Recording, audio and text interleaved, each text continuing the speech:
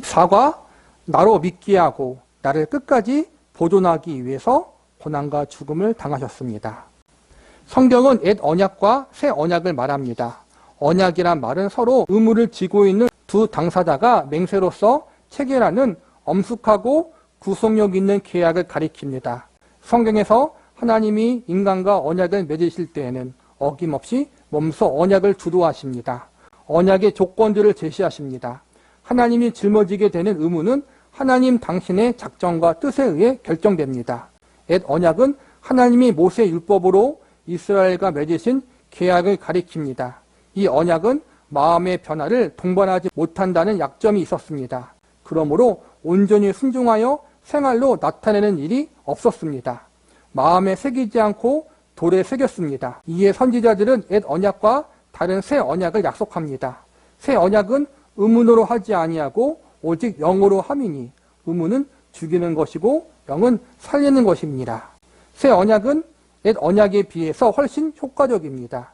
이 언약은 예수의 수단과 죽음의 토대 위에서 시행됩니다. 그는 새 언약의 중보시니 예수께서는 자신의 피가 많은 사람을 위하여 흘리는 바 나의 피 곧 언약의 피니라고 하셨습니다. 이 말씀은 예수의 피가 새 언약의 권능과 약속을 값주고 샀다는 뜻입니다. 이 언약이 대단히 효과적인 이유는 그리스도께서 바로 그 목적으로 죽으셨기 때문입니다. 그렇다면 그리스도께서 자신의 피로 확실하게 충족시킨 언약의 조건들이란 무엇입니까? 선지자 에레미야는 그 조건 몇 가지를 말합니다. 내가 새 언약을 세우리라. 내가 세울 언약은 이러하니 곧 내가 나의 법을 그들의 속에 두며 그 마음에 기록하여 나는 그들의 하나님이 되고 그들은 내 백성이 될 것이라. 내가 그들의 죄악을 사하고 다시는 그 죄를 기억하지 아니하리라. 그리스도의 순환과 죽음은 그 백성의 마음에 변화가 일어나고 그들의 마음에 기록된 율법, 그들의 죄가 사해질 것을 보증합니다. 구약의 율법은 어디에 기록됐냐면은 처음에 모세가 받았을 때는 돌판에 기록되었어요. 그리고 나중엔 두루마리, 종이에 기록되었겠죠. 그런데 이게 문제가 뭐냐면은 그 기록된 대로 인간들이 지키려고 하지 않는다라는 거예요. 하나님 말씀을 주었지만 그 기록된 말씀대로 살아가지 않은 완악한 마음, 죄 가운데 있는 마음이 인간들에게 있었다라는 거예요. 그래서 율법이 하나님의 말씀이고 하나님의 뜻이지만 죄인된 인간은 그 말씀 지키기를 기뻐하지 않았다. 그래서 예수님 오셔서 하신 일이 뭐냐면은 돌에 기록되고 종이에 기록된 하나님의 말씀을 인간의 마음 가운데 새기게 하셨다는 거예요. 예수님이 이 땅에 오심으로 그분이 십자가에 돌아가심으로 말미암아 나중에 성령님이 오시잖아요. 구약에는 성령님이 인간 가운데 영원히 거하지 않았어요. 하나님께서 어떠한 일을 행하실 때 잠깐 능력을 주시는 차원에서 성령이 거했지 영원히 거하진 않았다라는 거예요. 그런데 예수님이 십자가에 돌아가시고 부활하신 다음에 성령님이 오실 때는 믿는 자들 가운데 영원히 거하기 위해서 오셨다라는 거예요.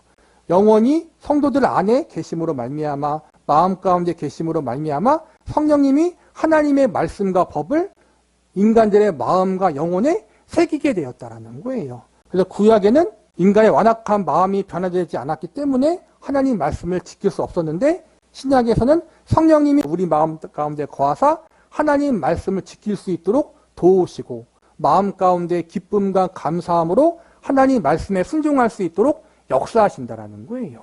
이젠 겉으로 억지로 지키는 하나님의 말씀이 아니라 속으로부터 마음 가운데 기쁨으로 지킬 수 있도록 하기 위해서 예수님이 이 땅에 오시고 십자가에 돌아가신 거란 말이에요. 언약이 무산되는 일이 없음을 보장하기 위해서 그리스도께서는 몸소 자기 백성의 마음에 믿음을 일으키시고 끝까지 그것을 붙들도록 지켜주십니다. 우리 마음 가운데 예수님을 믿을 수 있도록 그리고 하나님 말씀을 지킬 수 있도록 그 마음 가운데 자발적인 순종이 일어날 수 있도록 성령님이 역사하시는데 이를 위해서 예수님이 고난당하시고 죽으셨다는 거예요. 우리 마음 가운데 기쁨과 자발적으로 하나님 말씀에 순종할 수 있도록 완악한 마음을 깨트리기 위해서 예수님이 고난당하신 거란 말이에요. 돌뿐만 아니라 마음에도 율법을 기록해 주심으로써 새 언약의 백성들이 생겨나게 하십니다.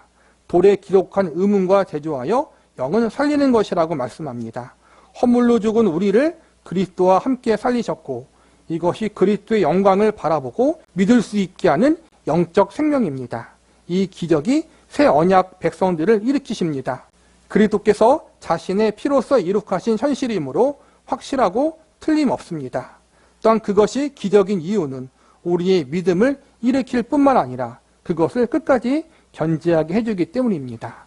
내가 영영한 언약을 그들에게 세우고 나를 경외함을 그들의 마음에 두어 나를 떠나지 않게 하고 그리스도께서는 죽으실 때 자기 백성들에게 새 마음뿐 아니라 새로운 안정까지도 확보해 주셨습니다.